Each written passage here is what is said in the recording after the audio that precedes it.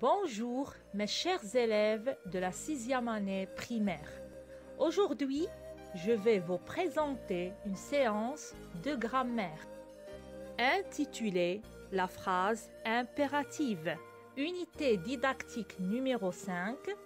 Thème: sécurité routière et code de la route. Objectif: identifier la phrase impérative. Produire des phrases impératives.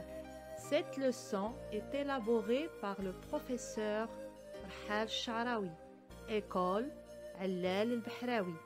Chers élèves, avant de commencer notre séance, pouvez-vous me rappeler les 4 types de phrases que vous avez déjà vues?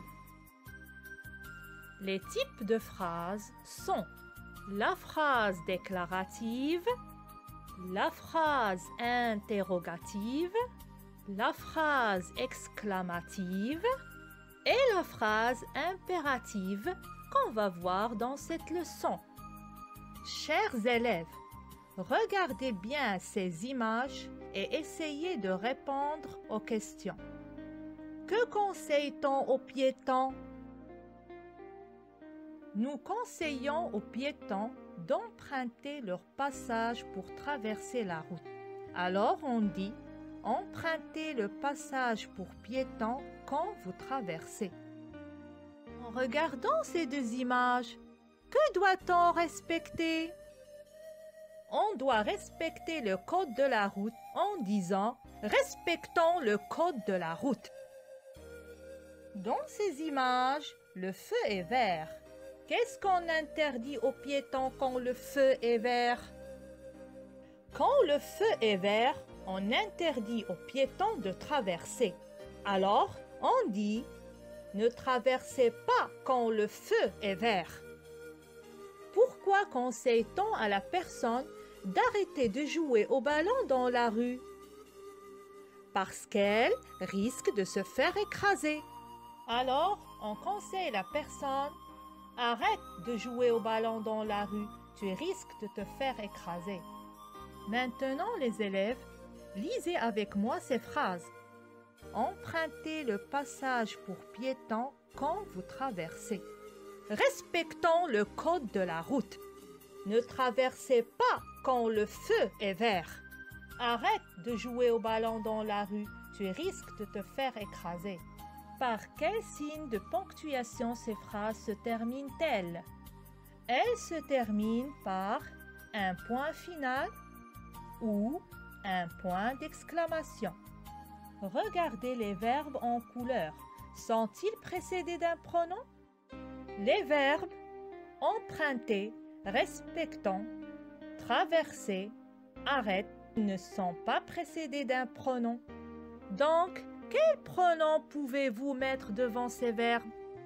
Les pronoms qu'on peut mettre sont vous, nous, vous, tu. Empruntez le passage pour piétons quand vous traversez.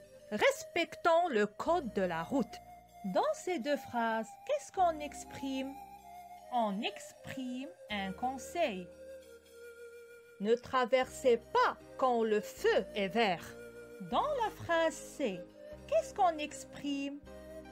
On exprime une interdiction. Arrête de jouer au ballon dans la rue, tu risques de te faire écraser. Et dans cette phrase, qu'est-ce qu'on exprime? On exprime un ordre. Alors, chers élèves, comment appelle-t-on ce type de phrase? Oui, bravo! Ce sont des phrases impératives. Alors, pour la dernière partie de la leçon, nous allons faire une récapitulation. Retenez bien. La phrase impérative exprime un ordre. Exemple: viens ici immédiatement. Ou un conseil. Exemple: écoutons bien notre professeur. À la forme négative, elle exprime une interdiction. Par exemple, ne parlez pas pendant le cours. La phrase impérative est construite souvent autour d'un verbe à l'impératif. La phrase impérative se termine par un point ou par un point d'exclamation. Enfin, mes chers élèves, je vous conseille de faire les activités écrites dans vos manuels scolaires, la page 139. Bon courage! Merci pour votre attention. À bientôt.